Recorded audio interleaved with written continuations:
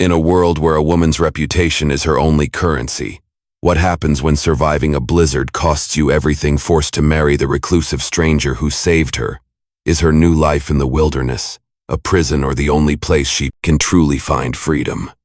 The year of our Lord 1888 will forever be etched in my memory, not by the ink of a historian's pen, but by the biting frost that claimed the plains of Nebraska. It was a winter of merciless teeth, a season that seemed intent on scouring the very hope from the land, leaving behind nothing but frozen earth and brittle souls. In our small, God-fearing town of Solitude, life was dictated by two unyielding forces, the relentless cold and a moral code just as frigid. My name is Abigail Hayes, and in that 23rd year of my life I felt the weight of both. I worked in my father's trading post, a stout building of rough-hewn timber that served as the town's beating heart and its most venomous tongue. It was a place of survival. We sold flour and salt wool, blankets and iron tools, beans and bacon, the very sinews of life on the frontier.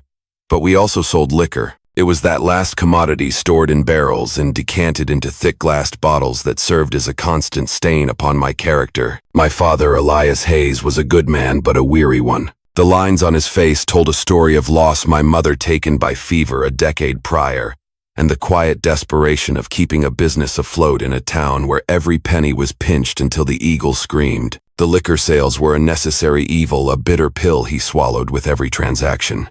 For me, however, it was a public shame. A respectable woman has no business handling spirits. The whispers would follow me like my own shadow, colder and sharper than the winter wind rattling the window panes. The most condemned part of our establishment was the saloon, a dim, smoky room tucked away at the back of the post. It was a place for trappers, railroad men, and ranchers with calloused hands and even rougher habits. Its noise, a low rumble of male voices, punctuated by the sharp clink of glasses, and sudden bursts of raw laughter, was a constant reminder of the shadow it cast over me. I did my best to remain separate, a ghost in my own home, restocking shelves and measuring out dry goods at the front counter, pretending the thin wall between decency and depravity didn't exist. But in a town as small as Solitude, perception was reality. And every sideways glance, every hushed conversation that ceased the moment I drew near was a small death to my spirit. That particular evening, the storm that had been threatening for days finally descended. The wind began to howl, a mournful cry that seemed to claw at the very foundations of the trading post. Snow flew past the windows, not in flakes, but in a solid, blinding sheet. Inside, the pot-bellied stove roared, casting a warm, flickering light over the gathered patrons, but it offered me no comfort. The air was thick with the smell of wet wool, tobacco smoke, and the sour tang of spilled whiskey. I was weighing out a sack of coffee beans when Mrs. Proctor, the preacher's wife, and the town's self-appointed moral compass, approached the counter. Her face was pinched into a permanent state of disapproval, her eyes small and hard like pebbles. "Abigail," she began, her voice crisp and devoid of warmth. "The ladies' auxiliary is collecting donations for the less fortunate. A quilt and some canned goods would be most appreciated." "Of course, Mrs. Proctor," I said, my voice flatter than I intended. "I'll set some things aside for you." Her eyes darted past me towards the closed door of the saloon, from which a man's boisterous singing could be heard. A faint wrinkle appeared on her nose, as if she'd smelled something foul. "It is a trial, I'm sure," she said, her voice dripping with false sympathy, "to be surrounded by such coarse elements.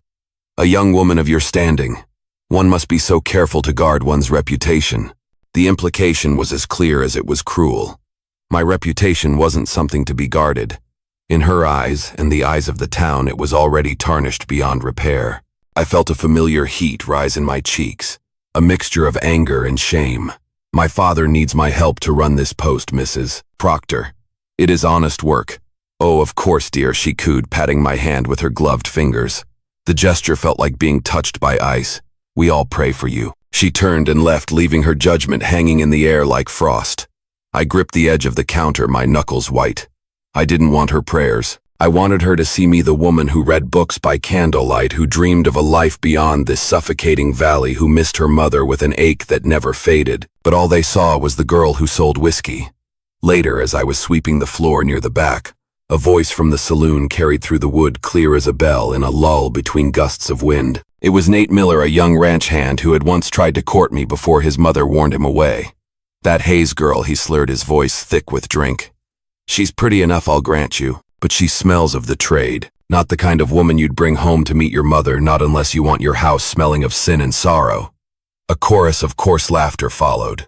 It wasn't the first time I'd heard such talk, but that night, with the storm raging outside and Mrs. Proctor's sanctimonious pity still stinging my skin, the words struck me like a physical blow. The broom clattered from my numb fingers.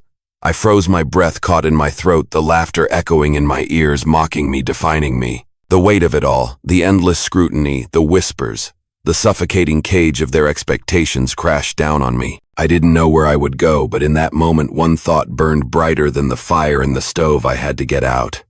Not just out of the trading post, but out of solitude. Without a second thought, I grabbed my heaviest cloak from the hook by the door, pulled on my worn leather boots, and slipped out into the maelstrom. The wind hit me with the force of a solid wall, stealing the air from my lungs.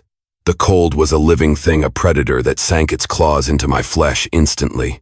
But I didn't care. I pushed forward, leaning into the wind, the stinging snow on my face. A welcome punishment, a cleansing fire of ice. The world dissolved into a featureless, roaring expanse of white. The familiar shapes of the town disappeared behind me within a dozen steps. Panic, cold and sharp, began to prick at the edges of my resolve.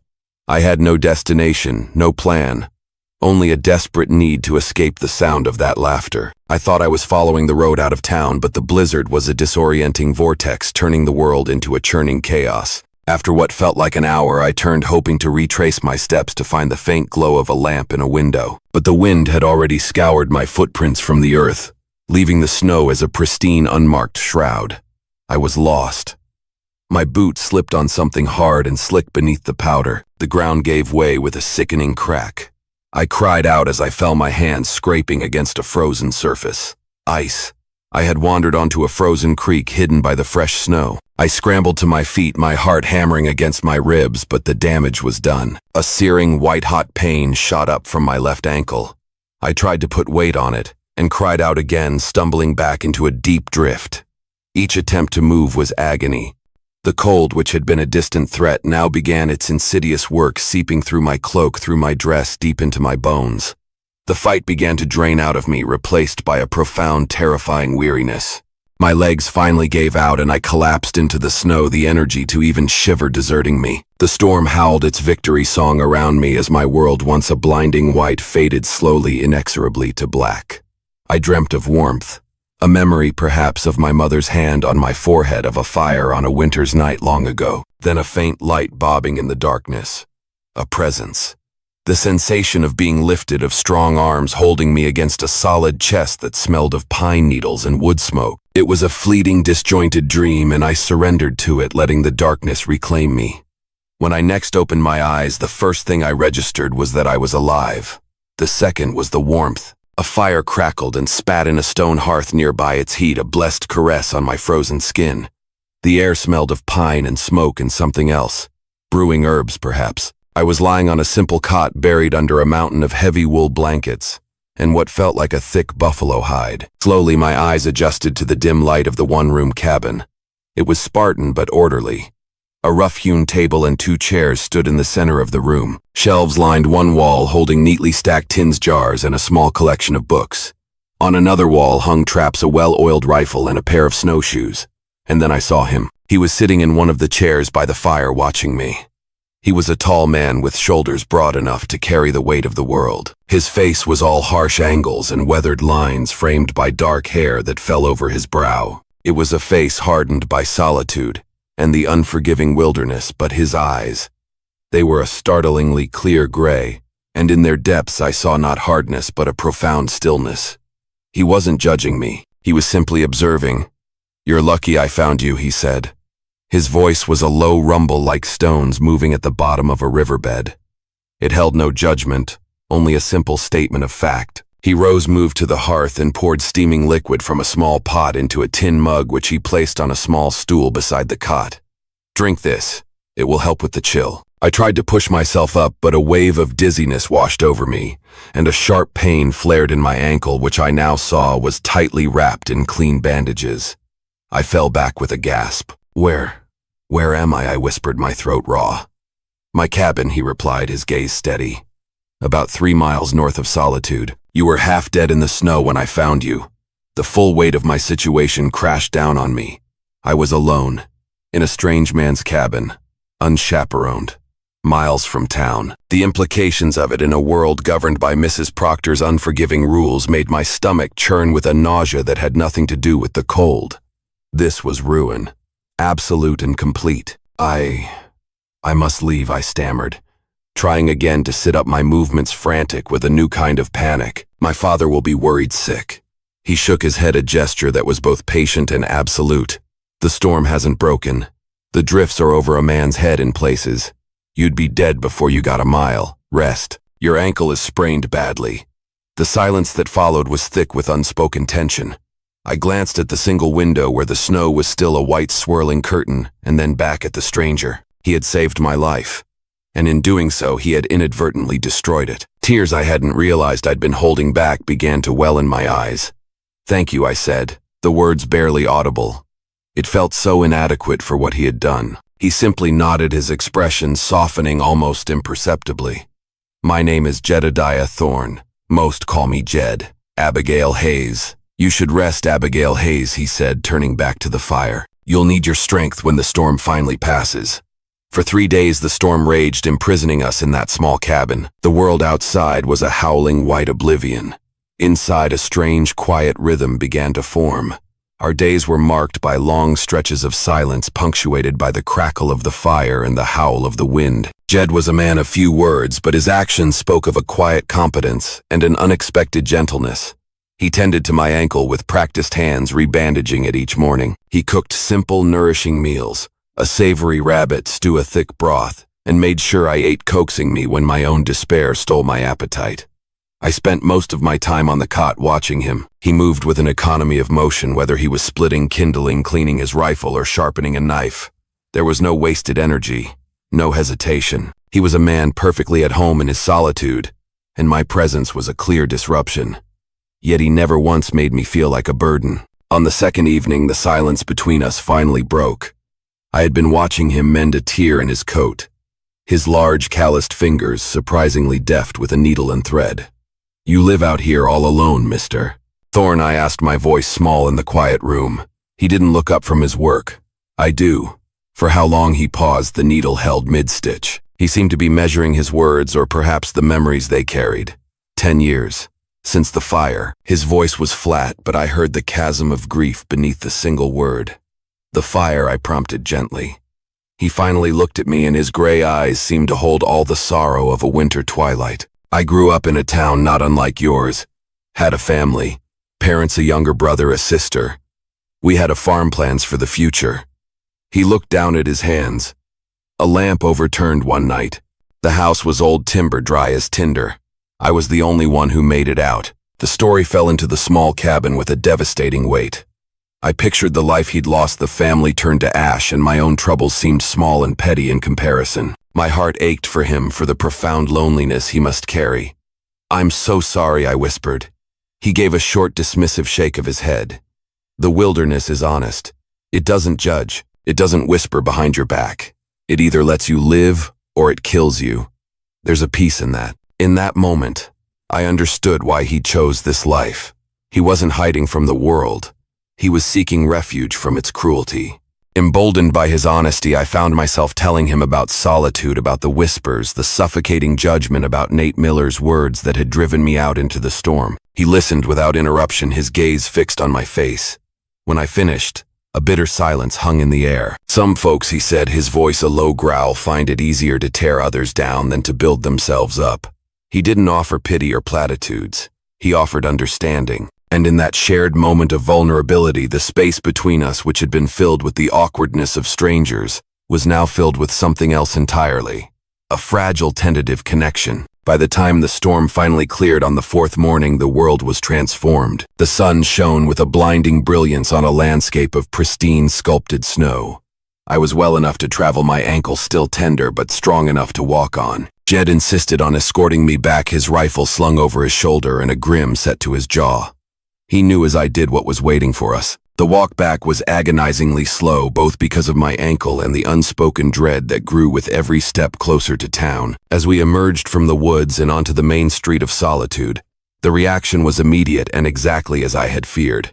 It began with a single curtain twitching in a window. Then a man shoveling a path stopped and stared, his mouth agape. Doors opened, heads turned.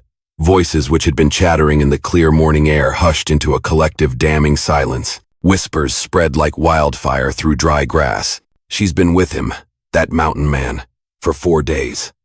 Alone. The word hung in the air, heavy with implication. A verdict and a sentence all in one. We walked the gauntlet of accusing eyes all the way to the trading post.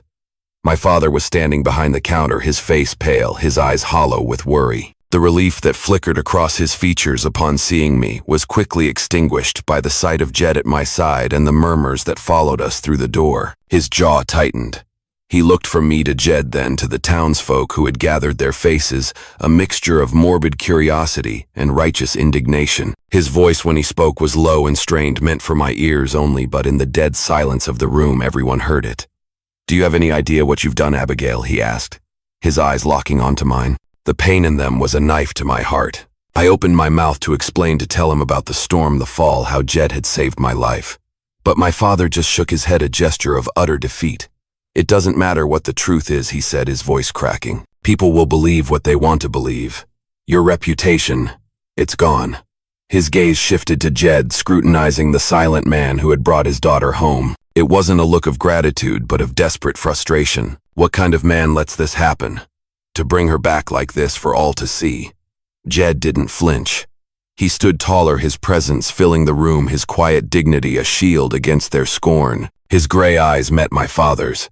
"The kind who kept her alive," he replied, his voice even and steady. The simple, powerful truth of his words silenced the room for a moment. But it was only a moment. The damage was done. My father let out a heavy, shuddering sigh, his shoulders slumping, as if the weight of the entire town's judgment had settled upon them. He looked at me, then at Jed, his mind working, searching for a way out of an impossible situation. "There's only one way to fix this," he said finally, his voice resigned, hollow. "The only way to save what's left of her name. You two will have to marry." The word hit me with the force of a physical blow. Marry to Jedediah Thorne. A stranger. It wasn't that he was unkind, far from it. He was honorable and decent. A man who had shown me more compassion in 3 days than I had known in a lifetime in this town. But this wasn't a choice. It was a sentence. A life raft thrown to a drowning woman, yes, but one that would carry me to a shore I had never imagined, a future I had never wanted. My heart sank. I looked at Jed, expecting to see protest, or at the very least hesitation in his eyes. Instead, his gaze was calm and steady as it met mine. "If it'll save your name," he said, quietly, his words a solemn vow, "we'll do it." There was no reluctance in his voice, no hint of frustration, only a quiet acceptance of a duty he felt he owed me. I swallowed the lump in my throat, my hands trembling at my sides. Trapped with the eyes of the town upon me, I gave a single, barely perceptible nod. The wedding was a week later. It was a simple, joyless affair held in the small, cold church at the edge of town. A handful of townsfolk attended, their presence born more of morbid curiosity than of support. I wore a borrowed dress of drab gray wool that didn't quite fit, a stark contrast to the white lace I had dreamed of as a girl. Jed stood beside me, looking profoundly uncomfortable in a dark suit that had clearly seen better days, the formal clothing a cage for his wild spirit. The preacher's voice droned on the familiar words about love and honor, feeling like a cruel mockery. The air in the church was heavy with judgment. Every glance from the pews, every rustle of clothing reminded me that this wasn't a celebration of a union, but the public penance for a sin I hadn't even committed. Yet when the time came and Jed took my hand to repeat his vows, his touch was surprisingly warm and steady. His voice did not waver. I glanced up at him, and for a fleeting moment, our eyes met. In that instant, I saw something in his gaze that I hadn't expected. Not pity, but respect. Not resignation, but a quiet resolve. And maybe, just maybe, a hint of shared hope in this wreckage of our lives. Finding a small measure of comfort in the steadiness of his presence, I squeezed his hand lightly. When it was over, there were no congratulations. No joyful celebration. The townsfolk dispersed quickly, their whispers lingering in the chilled air like a faint poisonous echo. As we stepped outside into the cold, bright sunlight, I glanced back at the church. It felt like closing the door on one life and stepping blindfolded into another. It wasn't the life I had dreamed of, but it was mine now. And for better or for worse, Jedediah Thorne was part of it. Life at the cabin was a lesson in silence. The first few weeks were painfully awkward. We were husband and wife in name, but strangers in truth, orbiting each other in the small space with a cautious, unspoken deference. He took the cot, insisting I take the main bed, a gesture of respect that I was too flustered to argue with. Our days fell into a routine born of necessity. Jed would rise before dawn, his quiet movements a sign that the day had begun. He'd spend his time hunting, trapping, and chopping a seemingly endless supply of wood. I, in turn, tried to make the cabin less of a shelter and more of a home. I scrubbed the floors, mended his clothes, and learned to cook with the limited ingredients available. I learned the rhythms of his life, the way he'd pause at the door before heading out, his eyes scanning the horizon, reading the weather in the clouds. He learned my habits too, that I needed a few moments of quiet in the morning, that the smell of baking bread when I could get the flour for it could briefly lift my spirits. Slowly, tentatively, the silence between us began to change. It transformed from an awkward void into a comfortable quiet. We started to talk more, not about our feelings, but about practical things. He taught me which mushrooms were safe to eat and which would kill you. I read to him in the evenings from one of the few books he owned, my voice filling the small cabin as he sat by the fire carving a piece of wood with a small sharp knife. One evening, an ice storm hit, a far more insidious threat than the blizzard. Freezing rain coated every branch, every surface with a thick, heavy layer of ice. We woke to the terrifying groan of the cabin's roof straining under the immense weight. A loud crack echoed through the room, and a section of the roof began to sag dangerously. We worked side by side in the freezing rain, a desperate, frantic effort to brace the failing beams from the inside. The cold was brutal, my hands raw and numb. Fear and frustration boiled over inside me. "This isn't easy for me," I finally snapped, my voice sharp with unshed tears as a hammer slipped from my clumsy, frozen fingers. "I don't know how to do this. I didn't ask for any of this." Jed stopped, his own face slick with rain, his breath pluming in the frigid air. His reply was calm but firm, cutting through my hysteria. "Neither did I, Abigail." His words struck me silent. He hadn't asked to find a half-dead woman in the snow. He hadn't asked to have his solitary peace shattered. He hadn't asked to be yoked to a stranger to save her from gossiping tongues. We were both victims of circumstance, bound together in this struggle. The anger drained out of me, replaced by a profound sense of shared hardship. We looked at each other, and in that moment we weren't just two people sharing a roof. We were partners. We went back to work, moving together with a new, unspoken understanding. That night, after we had secured the roof, we sat by the fire, exhausted, and saw the silence between us, no longer tense but companionable. We had faced the storm together, and we had won. Something unspoken yet fundamental had shifted between us. As the long winter finally began to loosen its grip on the land, a rare, still day bathed the clearing in pale sunlight. I ventured outside to gather firewood, reveling in the quiet and the clean, cold air. The snow crunched under my boots as I reached the woodpile near the edge of the forest. I was bending to pick up a log when a sound made the hair on my arms stand on end, a low, guttural growl that was not of the wind. Slowly, I straightened up and turned. My breath caught in my throat. A gray wolf stood at the edge of the trees, not 50 feet away. Its yellow eyes were locked onto mine, its body low to the ground, a black line of its lips pulled back to reveal its teeth. As I watched, frozen in terror, two more wolves emerged from the shadows, flanking the first. Their movements were slow, deliberate, a pack of predators assessing their prey. "Jed," I screamed, my voice a ragged, terrified thing. I dropped the firewood and began to back away towards the cabin. My cry spurred them to action. Their growls grew louder, more menacing as they began to inch closer, fanning out to circle me. One wolf, bolder than the others, darted forward, its teeth snapping in the air just inches from my leg. I stumbled backward, falling into the snow. The cabin door flew open. Jed appeared, his rifle already at his shoulder. "Get behind me," he shouted, his voice a commanding roar that cut through my fear. I scrambled to my feet and ran, not taking my eyes off the wolves. I reached him just as he fired a single shot into the air. The crack of the rifle echoed through the silent forest, sharp and definitive. The wolves yelped, startled, and retreated a few steps, but they didn't flee. They were hungry, desperate. Jed stepped forward, placing himself fully between me and the pack. He didn't raise his rifle again. He just stood there, a formidable, unmovable presence. "Go on," he shouted, his voice carrying the authority of a man who understood the wilderness and its creatures. "Get." He took another step forward, and finally the pack broke. One by one they turned and melted back into the trees, disappearing as silently as they had appeared. The tension in the clearing evaporated, but my heart was still hammering against my ribs as if trying to escape. Jed turned to me, and for the first time I saw a flicker of raw fear in his eyes, not for himself, but for me. He reached out and gripped my arm, his touch firm and grounding. "Are you hurt?"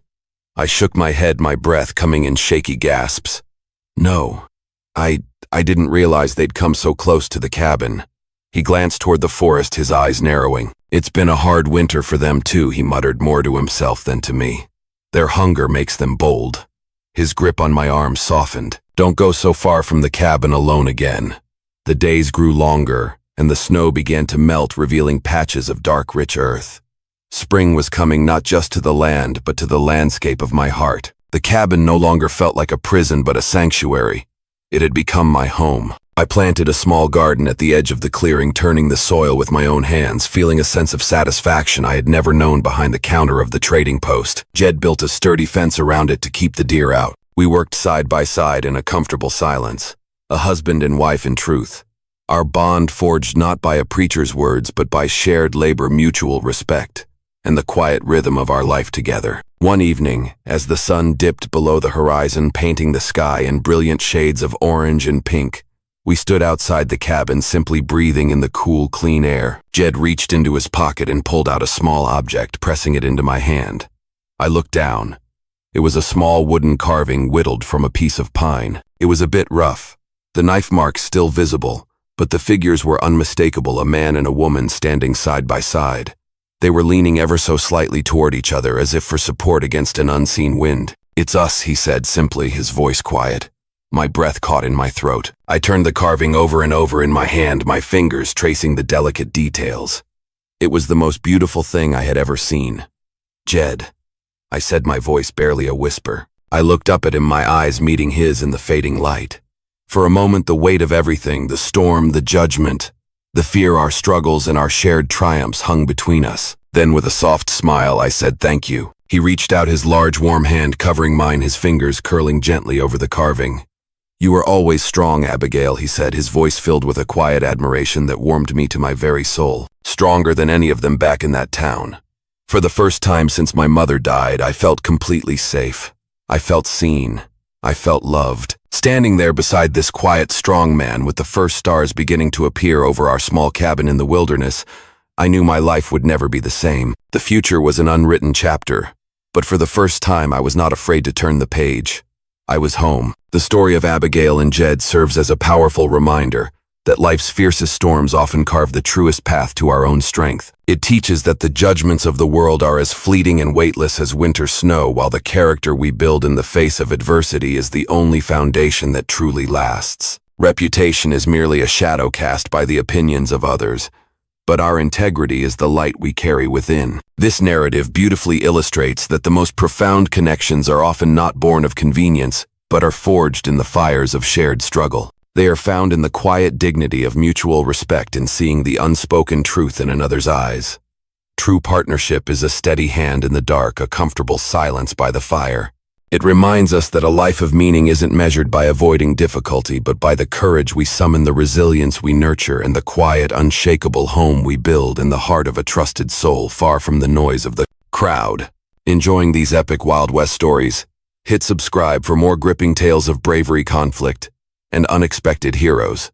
Now tap the video on screen to experience a story with a twist you'll never forget.